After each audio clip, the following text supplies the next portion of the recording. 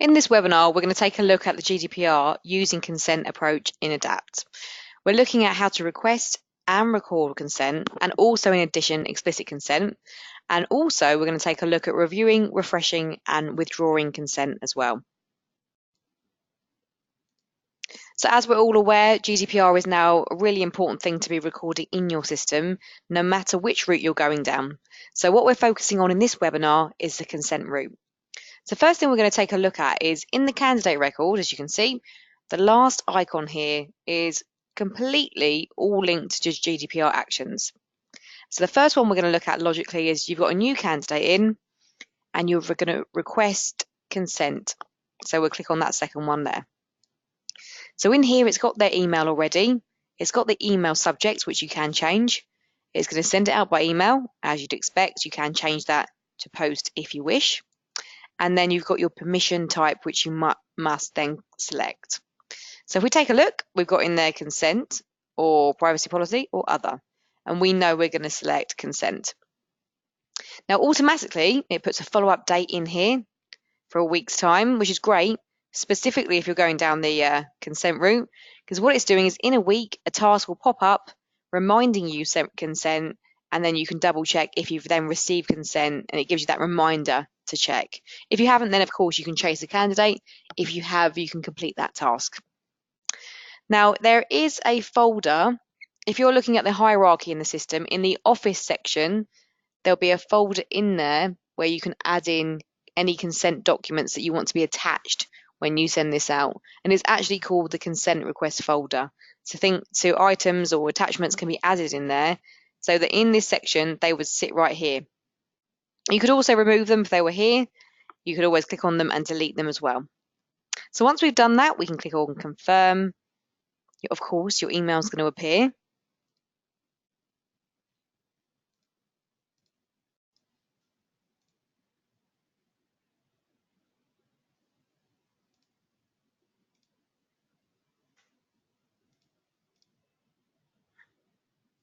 So as we can see here, it will populate, and then whatever you had written in your templates will pop up. Obviously, you can then add in any extra things you need to, any attachments you need, and then you can get that sent out.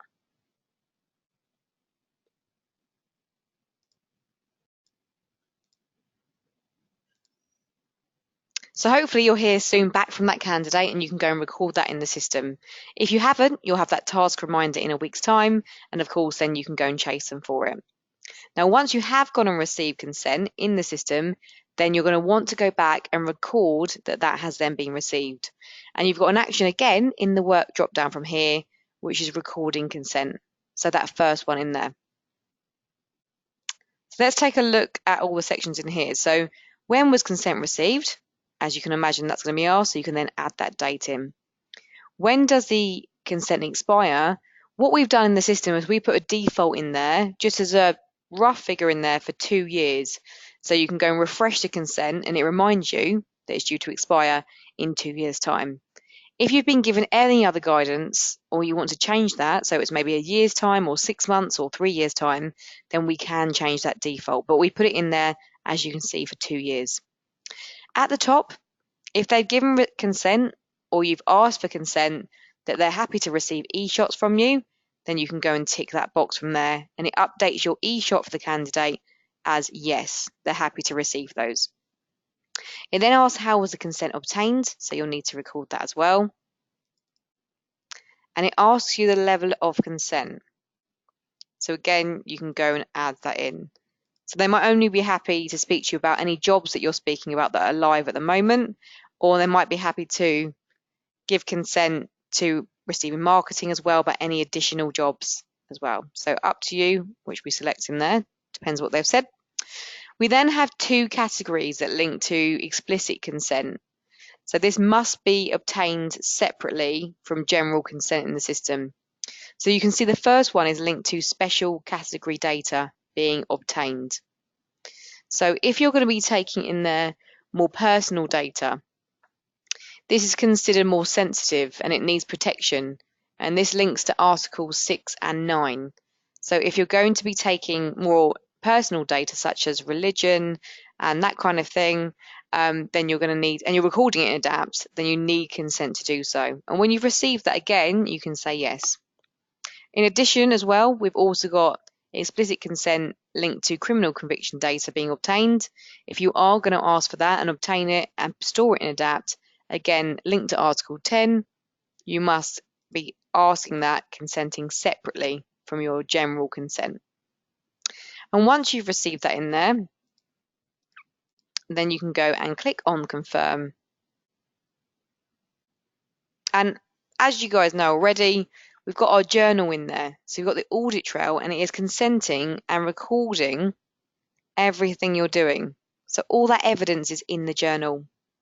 Now, even better, we have a page in here that links specifically to GDPR and checks. What's great about this is, as we all know, the audit trail keeps moving down. So the journal is going to move on and on as you're putting more data in. This page is going to stay static. So if you ever get audited for GDPR or you need to evidence anything that you've done, you can see in here all the information that you've just done on these workflows is evidence in this page. So you can see consent yes, you can see full registration, the date it was received. So all the information is in this section.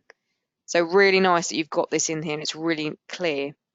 Also, all the workflows that you have in here can also be run, as you can see from here. You've got your hyperlinks, so everything can be managed on this page. Just to point out, if we scroll down a little bit further, we mentioned before about the explicit consent and recording that in Adapt. What that's referring to is if you're putting in equal opportunities data, that's your special category data, and you've got criminal convictions here. So if you are clicking on this, notice that if you haven't said yes to consenting to it, it will warn you require explicit consent for this. Do you have this? If you haven't, of course, you're going to say no and not continue. If you have got it, but you haven't updated it over here on the workflow, you can say yes, and it's going to record it that you have got consent from that as a yes and that date. And this is our equal opportunities data in here that you can then continue to add into the system. It's exactly the same principle when it comes to criminal convictions. So it's going to again ask you, have you had consent? If you have, it's going to trust that you have and record that you have in the system. And then you can go and add in information here as usual. Now, if we go back to the icons, now we're imagining we've got all the consent received. If you've got some evidence that's maybe post or something you want to attach, don't forget you can then attach it in the document library. Now, if we go back to our workflow just to go through them, you've got your refreshed consent in there. So I'll show you a few ways shortly where you can go and report on consent that's due to expire within those 2 years. But once you have that list, you can come into that person and you can then refresh consent. So all it's going to do is send out another email, again asking for consent in the system. The idea is when you receive that, you would again go through and record that you've had that consent. So you have the new dates timestamped into the system. You also have in there consent withdrawal. So if a candidate's given consent and then they withdraw that consent, you do have a specific workflow in the system that can be run. Now, only people that have the admin rights given to them can run this workflow. So if for any reason it stops you, that means you're not an administrator and you need to speak to someone that is in your company. So let's take a look at that in here. So GDPR rights expressed. So we would be putting in there withdrawn consent, put the individual objection or withdrawal reason, your decision, and whether you're going to continue processing or stop processing. So they're the key things I wanted to take a look at in this particular webinar. Now, what's also important is you knowing how you can then go and manage GDPR. Because it's fine when you're sitting on one candidate record and running it through, but what about if you're sending out, requesting consent for several people and you need to then manage that data? Now, of course, we've got a brilliant studio, as you probably expect, to link to GDPR. So if we go into our studios here, on the right hand side, we can scroll down. And we've got one that links to consent and permission. Now it divides it into candidate and contact consent as well. And the idea is you can use this studio to go and check for people that haven't yet consented. So at the top, you've got your standard filters. So you can either filter to your own name or your own team, depending on how you're working. And then you're seeing here consent obtained flag. We've got any. So at the moment, it's showing everybody. You've got have they consented? I'm going to put yes. So see, I've only got 2 people consented. And then no is everybody else. So then I've got a list in there. I can sort how I want to. And I can then pick what information I want to see and add in and change the columns. And now I've got contact details. I can then go through and call people if I want, or I can send out an email and chase them for that consent. What you'll notice in this studio is that it does default the candidate status to those that are still registration incomplete.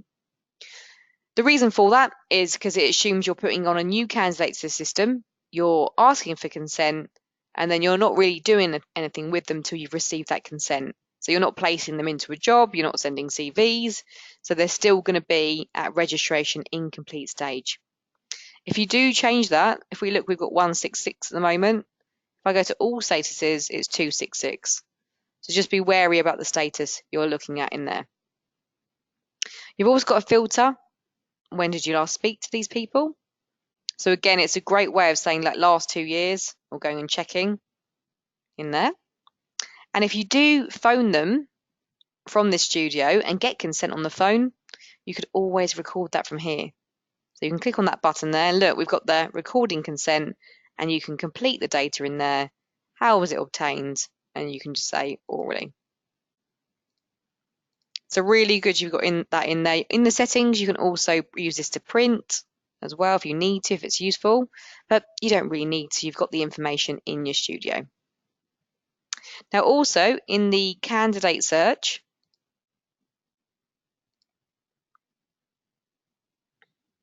we have got a section at the bottom now which links to GDPR. Here we go. So if we click on that and open it, again, you've got a way of finding a list of people. Have they given consent? Yes or no? So you can go and check that in there. Maybe you want to just find people that have given explicit consent. And then you can go through and consent receive dates and check between those. Or look, consent expires. So you can go and check that. So it could be anyone the next month. So you can chase them, etc.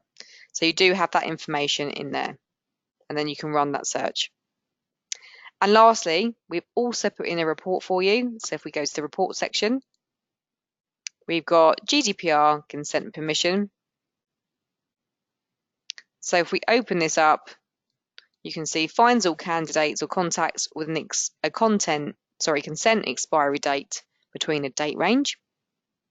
So anyone due to expire between this range, and again, you can filter it down to only consultant or team, choose which consents should be included, and then you can sort your data at the bottom and run that report.